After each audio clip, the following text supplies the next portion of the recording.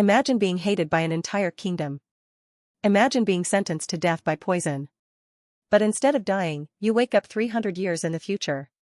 And the most shocking part?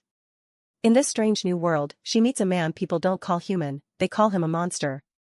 This is the story of Joseon's most dangerous royal concubine, a woman who died in the past only to return in modern Korea. And from the moment she arrived, a powerful businessman's life was about to fall apart. The Joseon kingdom had fallen into chaos. A strange red-tailed star appeared in the sky, famine and disease spread across the nation, and the ministers blamed everything on royal consort Hui. Hui was once just an ordinary concubine, but because of her intelligence and ruthless personality, she became the most powerful woman in the palace. The ministers declared that royal consort Hui had committed crimes against the kingdom and sentenced her to death by poison. The entire palace gathered to watch her die. Everyone believed this was the end of Joseon's most dangerous woman.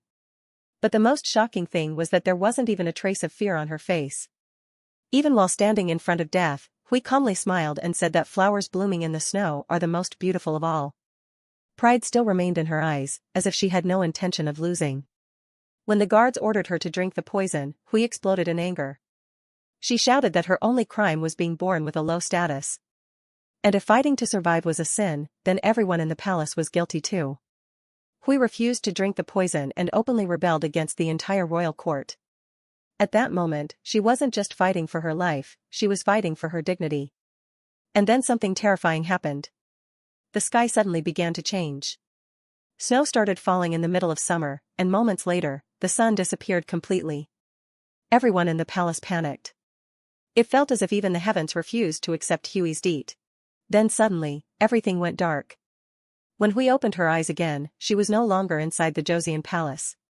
She had awakened in modern Korea. Bright lights surrounded her, people wore strange clothes, and unfamiliar machines existed everywhere. She thought she had gone insane. But the biggest shock was still waiting for her. When Hui looked into a mirror, she realized her real face was gone. She had awakened inside another woman's body. Her soul had somehow traveled 300 years into the future. For the first time in her life, the fearless royal concubine looked truly afraid. Meanwhile, in modern Korea, a businessman named Cha Se Gye ruled the corporate world. People called him a vampire, a capitalist monster, and a corporate butcher. He destroyed companies to make money and showed no mercy to anyone. Every person in Korea feared him. But behind his cold personality, Cha Se Gye carried wounds no one could see. The entire country hated him, yet he continued living like a machine without emotions. And then destiny finally brought them together. Hui stood confused in the middle of the road when a luxury car suddenly stopped in front of her. Cha Se Gye stepped out and coldly asked how much money she wanted. He mistook her for a scammer. But Hui, who once ruled the royal palace, became furious at the insult. She shouted at him, and only seconds later, the two of them started fighting in the middle of the street like complete enemies. One was a royal villain from the past. The other was a monster created by the modern world. After the fight, Hui stood completely alone. She no longer had her kingdom, her identity, or even her original face. For the very first time, the dangerous woman of Joseon began to break apart inside. Looking at the sky with tears in her eyes, she quietly whispered, "Who am I now?" But Hui still didn't know that her destiny was now connected to the most dangerous man in modern Korea. Rain kept pouring heavily. Royal consort Hui stood alone on the street, crying silently. The rain and tears on her face had become impossible to tell apart. For the very first time, the fearless woman of the Joseon kingdom felt completely alone. Memories of her old palace kept flashing through her mind. The royal palace, the giant gates, the servants, and even the people who hated her. But despite all that hatred, that place was still her home. And now, she had nothing left. No kingdom. No identity. Not even her real face. As tears continued falling from her eyes, Hui suddenly realized something was in her hand. Slowly, she looked down. It was a card. She immediately remembered that this was the same card belonging to the man she had fought with earlier. Cha Se Gye. Hui softly read his name. But she still didn't understand what the card actually was. So Hui stopped a man passing by and showed him the card. "What is this?" The man looked surprised for a moment before replying. "This is a business card." Then he looked at the card carefully and suddenly said, "Wait, this belongs to Cha Se Gye's company. The man explained that Cha Se Gye was the owner of one of Korea's biggest entertainment companies, and that a huge audition was happening there today. After that, the man even showed Hui the way to the company. Hui stayed silent for a few seconds, then tightly held the card and started walking in that direction. When Hui finally arrived there, her eyes widened in shock. The entire building was filled with bright lights. Cameras, actors, staff members, and trainees were everywhere. People stood in long lines waiting for the audition.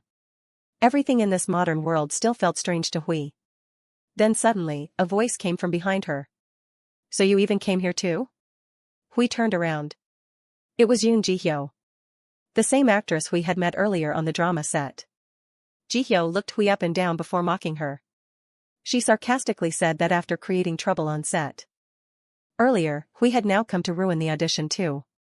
Ji-hyo kept insulting her because she believed Sin Seo Ri was weak and useless. But this time, Hui didn't stay quiet. She slowly stepped closer to Ji-hyo and coldly said, "People who look down on others are the weakest themselves."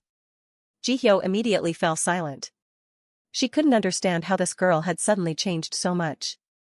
Just then, the audition announcement began. All the contestants started heading inside. But at that exact moment, Hui noticed Cha Se Gye standing in the distance. Cha Se Gye looked furious. Staff members around him looked nervous as he quickly walked toward the exit. Then Cha Se Gye angrily left the building. But for some reason, royal consort Hui started following him. The business card was still in her hand. Deep inside, Hui felt that her destiny was somehow connected to Cha Se Gye. Cha Se Gye continued walking quickly outside the building while guards and staff rushed behind him. But suddenly, Hui stopped walking. Her eyes slowly lifted toward the sky. And the moment she saw it, her eyes widened in fear. That same red-tailed star, the one that appeared before her death in the Joseon kingdom, was shining in the sky once again. Hui's breathing became heavy. Her heart started pounding rapidly. Because she instantly realized something terrible was about to happen. She quickly ran after Cha Se Gye and tried to stop him. But Cha Se Gye irritably pushed her hand away. He thought Hui was creating another strange scene. Angrily, he continued walking toward his car, but Hui's fear kept growing stronger. It felt as if something was about to fall from above. And in the very next second, without thinking, Hui grabbed Cha Se Gye's arm and forcefully pulled him toward herself. Cha Se Gye was just about to yell at her, when suddenly, boom! A massive iron sign crashed directly onto his luxury car. The entire area froze in shock. The sound of shattered glass echoed everywhere. If Hui hadn't pulled him away, Cha Se Gye would have died right there. For several seconds, Cha Se Gye could only stare at Hui in complete shock. Because for the very first time, he realized this girl was definitely not ordinary. Around you had changed, what would you do? Will Hui survive in the modern world? Or will Cha Se Gye make her life even more dangerous? And most importantly, will these two become enemies, or fall in love? Comment your thoughts below, and subscribe for part 2.